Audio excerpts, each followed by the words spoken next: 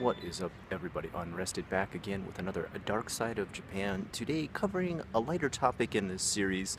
Some of the last few have been pretty heavy, but today, still a concerning subject, but a lighter one. The depopulation or the decline in population in Japan.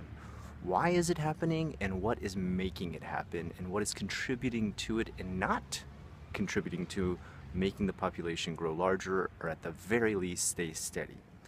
Well, it is a complicated problem. It does not have one answer, one solution, or just one thing affecting it. So let's dig right in. First of all, the population of Japan as of right now is about 130 million people. But it is predicted by the year 2050 that population will be cut in half if we continue going in the direction that we are with birth rate in Japan.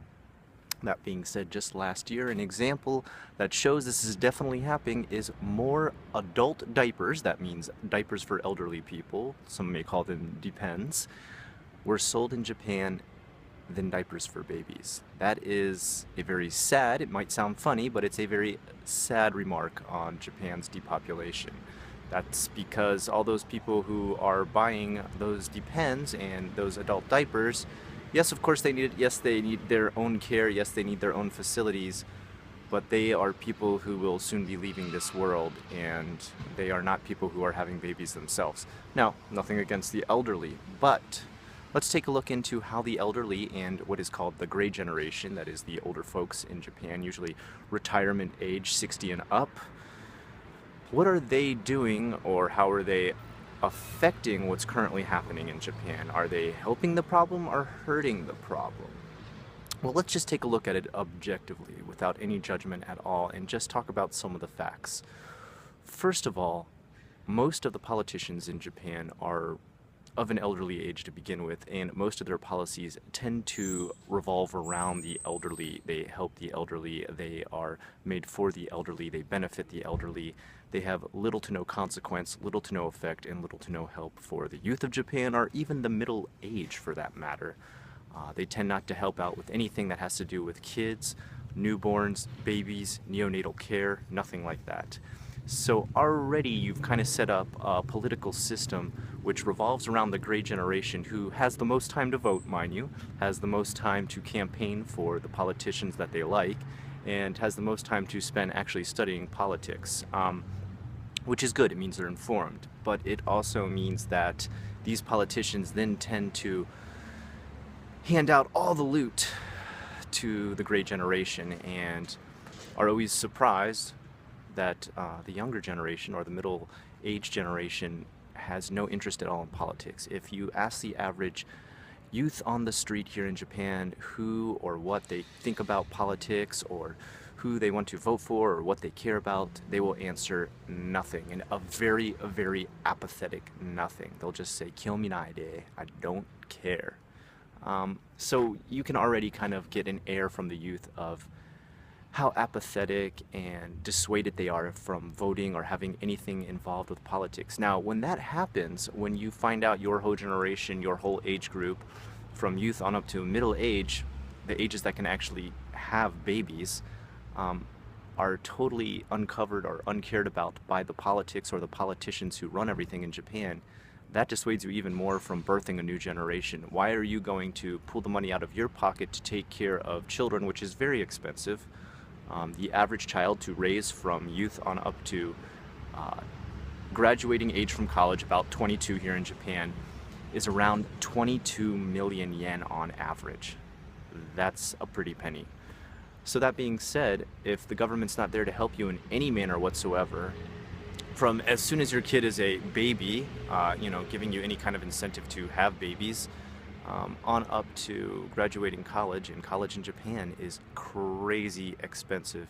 If you want to compare it to prices, imagine what a private college would cost in America, and that's the prices you're looking at here in Japan. There's no such thing as, oh, you're going to a college in state, you're going to a college in the same prefecture, it's much cheaper like it is in America. That's not the situation, and sorry Europe, there's no such thing as free college here in Japan, as far as I know, unless you get some sort of amazing scholarship.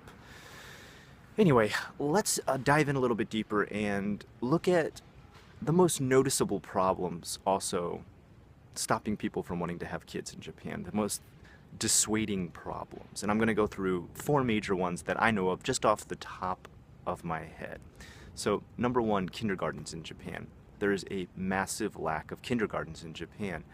Most government kindergartens are out there to take care of your kids, and the good thing about them that they have um, is kind of I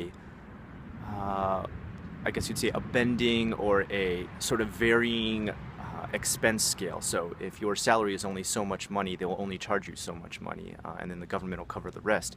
If you make a lot of money, you have to pay more, which is, I think, a pretty good system. My wife and I, we make a considerable amount of money, so we pay quite a bit, but I do think that those who make less than us shouldn't have to pay the same price for the same care. Every kid should be cared for equally, no matter what job the parent works. That's cool, that's great, but there is a massive lack of kindergartens. There is such a lack of kindergartens that people go on wait lists to be on wait lists, and I'm not joking about that at all. There's a massive lack of kindergartens all around Japan, even countryside areas where you would think it wouldn't be hard at all to get your kid into a kindergarten. So much so that it ends up most moms have to stay home and be housewives to care for the kids. On top of that, maternity leave in Japan is non-existent, and most women lose their jobs if they do go on maternity leave. There was recently a case in Japan, which I'm going to shout out for Japan because good job on them. A woman sued her company for demoting her for just having a baby. So she got pregnant, she was working up until her pregnancy, took maternity leave to, of course, have the child, came back, had done nothing wrong other than have a baby, if you want to consider that wrong, which would be horrible, and was demoted.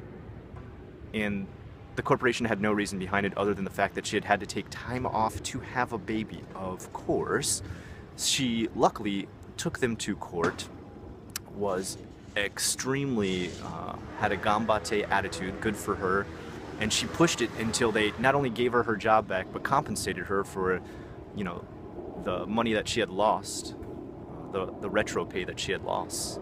So good for her. Way to stand up. And it's the first time, though, in Japan where a court has settled a case in the favor of the woman. It's kind of a very historical point for Japan. But the fact that she has to take them to court, I mean, come on. Really? Your companies in Japan can't have a workforce if there's not a new generation to replace the old one. If you don't treat the people having that next generation properly, you're not going to have a next workforce. Your jobs are going to be depopulated just as much as the country. Moving on to the next couple of problems. Old people in Japan pushing for facilities for children to be eliminated. That sounds ridiculous. It almost sounds comical when you think about it. Imagine an old person going to a court or filing a lawsuit to get a playground removed from their neighborhood because the kids are too loud. When I first read about this, I thought, come on, no, really? Really? Well, apparently, and I've actually seen this in action with kindergarten and a playground in my own neighborhood, where they've made them rip out multiple slides because they said the children playing on those slides were too loud, and they've replaced them with these smaller, less fun slides. But it goes deeper than that. Some old people have petitioned for in their neighborhoods to have parks completely ripped out. They petitioned for this because they want to take naps in the middle of the day, and I am not joking when I say this. I had one kindergarten I worked at, and we were at the park. This was a massive park. It was in the middle of the city. We're all playing there, having a good time, and this lady comes out screaming at us. Now, she must have been like 70 or 80 years old, and I'm wondering, wow, what have we done to make her so angry? She's yelling at us that children should not run around, scream, and play in a park. The park is a place to only read books. Her husband was trying to take a nap, and she was very angry. Lucky for us, there was a koban, which is a police box, in the park, so we directed her. We said, if you've got a huge complaint, you should probably take it up with the police. Of course, she didn't do as such, because if you had gone to the police with that complaint, they would have laughed you right out of the koban. But it happens. It's real. That made me realize that this problem is very real. There is old people attempting to get playgrounds ripped out of neighborhoods, shut down, stopped, and stopping kids from just having fun playing, and yet they say they're worried about the next generation in Japan. I've kind of wonder about that, and it's really strange. I just wonder, like, did you never have kids yourself? Were you never kids yourself? Moving on from there, one last big problem is the government, to try and soothe this problem, said, oh, well, guess what? We're going to start giving out money. We're going to give out benefits to people who have kids. We're going to give them a couple thousand, $3,000. It depends. It varies from prefecture to ward how much they give out.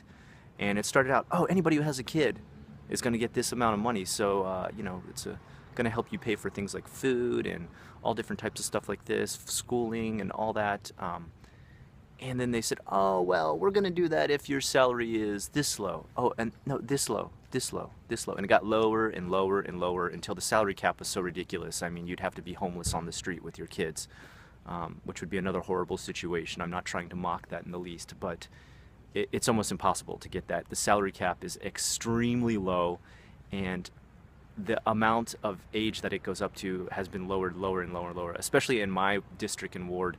I think they can only get the money up to 1 year old, and I completely don't qualify for it. And let me tell you, we are not a rich couple. We're not super rich or driving our Porsches and everything around town. We're just, I'd say, upper middle class at most, my family. Yes, I have 2 kids, by the way, in case you're wondering what's my little 2 cents on this. How do I have a say in this? I've already had 2 kids in Japan that are half Japanese. They are Japanese citizens. They have their Japanese passports. They are Nihonjin. Some people may call them Hafu, but according to the Japanese government, they are Nihonjin. I have helped repopulate Japan. I've done my part. The average family in Japan has 1.5 kids. I've had 2. So, if you're wondering, Scott, how can you continue to talk about these problems and do nothing? I am doing something. So that being said, what are your thoughts? I want to hear some solutions you guys may have for depopulation in Japan, because it is, as strange as it sounds, a growing problem. And we are headed towards depopulation. Now, some people may say, well, Japan looks really crowded. That'll probably help Japan out. If there's less people there, won't things be less crowded and it'll be easier to get around? And no, that's not exactly what happens. Yes, I guess it would be nice to have certain areas less crowded, but you start to run into way bigger problems that matter a hell of a lot more. For example, when jobs become depopulated, your country is putting out less and less exports. If you have less and less exports, then you're having less and less income come into your company. Your deficit goes up. If you have less and less people populating different houses, apartments, and properties in Japan, property prices plunge drastically. This can make a massive problem for homeowners and landowners in Japan. And there's just a plethora of other property problems, buying, distributing, supply problems that come in with this. Research it a little bit more if you think depopulation is a good thing. Yes, the world does need to eventually start to level out, but leveling out can also mean staying steady at the current population that you have. That is not what we are doing. We are on a population decline. We are going far, far below. Cutting the population in half is a brutal decline. It is a critical decline. It is a decline that will have a massive impact on every aspect of the country and will hurt it in the long run. That being said, again, what solutions can you think of? What solutions do you think would help Japan? What do you think would help people have more children, and what do you think can be done in politics so that there is a balance between the elderly, the youth, and the middle-aged, and what right and what they have as far as a say in politics? That being said, this was Dark Side of Japan, the depopulation or decline in population in Japan. I am Unrested. If you like what you saw here today, please like, comment, and subscribe.